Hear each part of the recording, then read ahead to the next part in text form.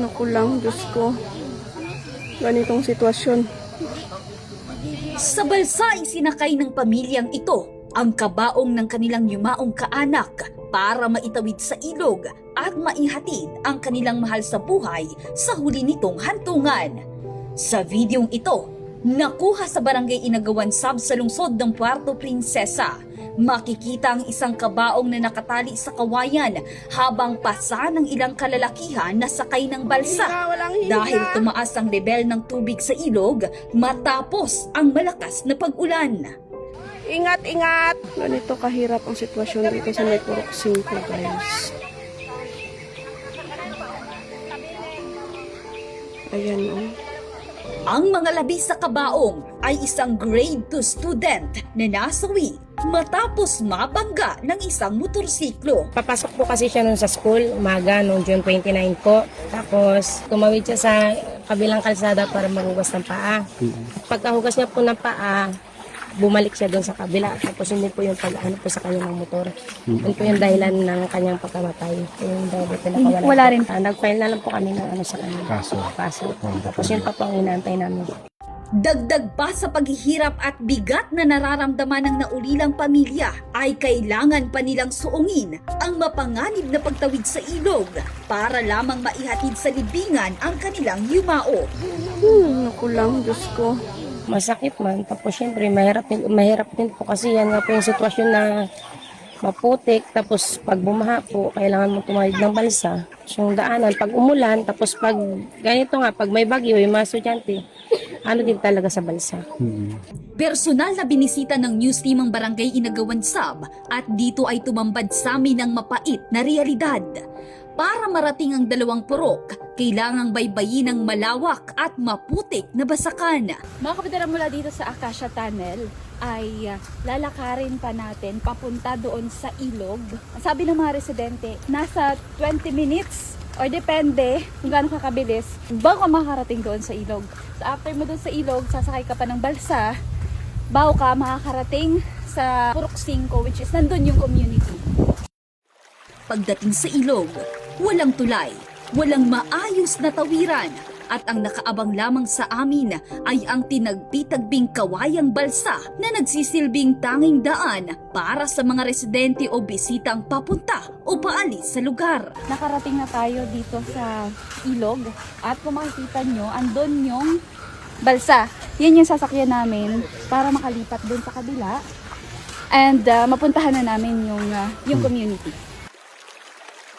Ayon sa Purok President na si Elsim Calixtro, sa tuwing bumabagyo o patuloy ang pag-ulan, hirap silang makatawid sa umaapaw na baha at malakas na agos ng ilog. Ang pinakahirap namin kapag emergency magbaha, maglapaw na dyan sa ilog, wala nang kaumadanan. Minsan doon kami nagadaan na ikot na lang, papunta doon sa Purok Jes. Hindi na kami makatawid dyan. Hindi first time po. Ay, hindi, marami na. Marami na pagkakataon dyan. Gaya ng baha ang ilog, magtawid ang mga patay dyan. No, ganyan talaga. Naku lang, Diyos ko.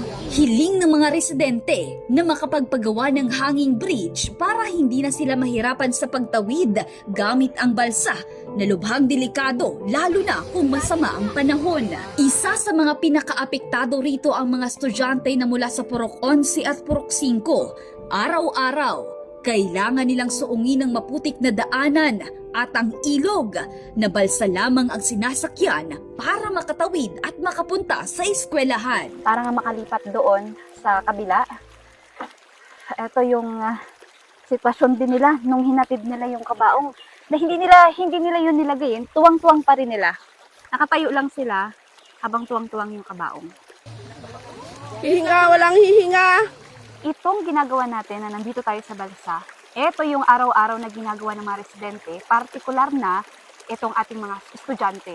So, mahirap. Kasi lalo na naka-uniform sila, nababasa sila, napuputikan sila. Diba? Ang daming kailangang pagdaanan bago ka makalipat doon sa kabila.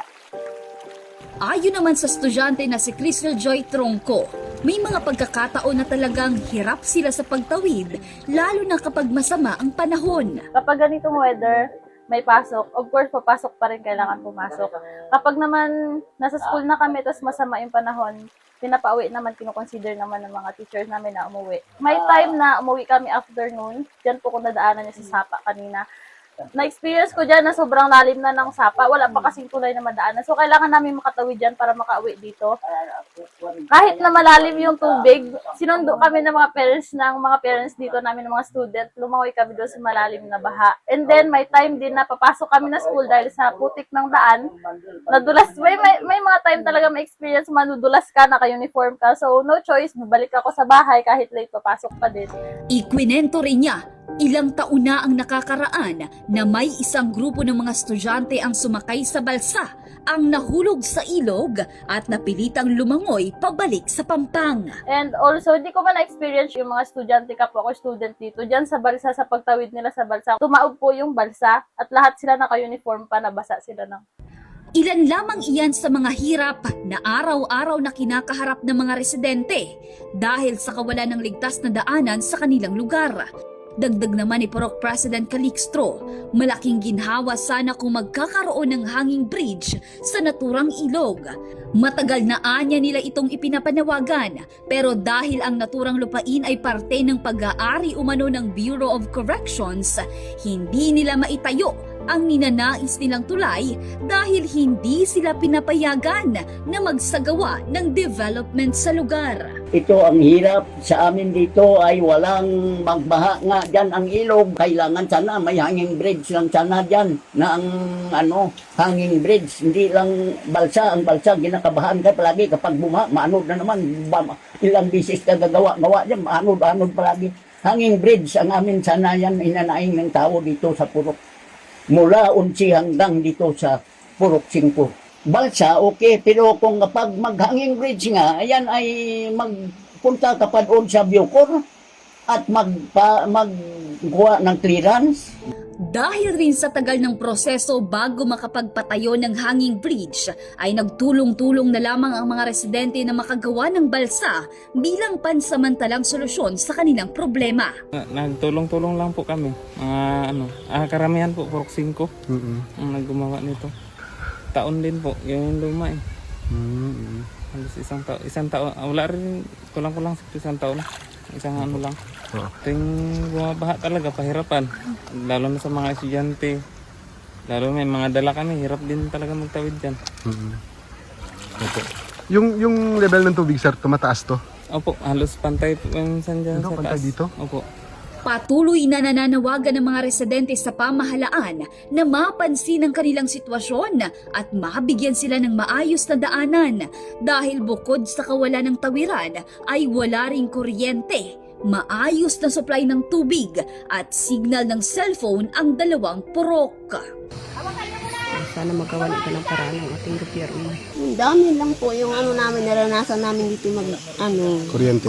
Opo, wala kaming kuryente, yung minsan naranasan namin yung kurodo lang po ang ilaw namin. Wala pa yung solar po. Sa isang komunidad na nabibiyayaan ng ilog, ay tila nagiging pahirap rin ito dahil sa kakulangan ng maayos na tawiran na mag-uugnay sana sa kanila sa mas ligtas at mas maunlad na pamumuhay. Maglapaw na dyan sa ilog, wala nang kaumadanan. Hirap din talaga magtawid dyan. Ingat! Naku lang, Diyos ko.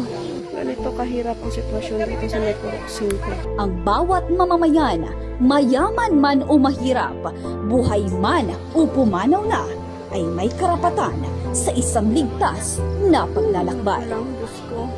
Alalayan! Queenie Valles, Basta Radyo, Ibandera mo.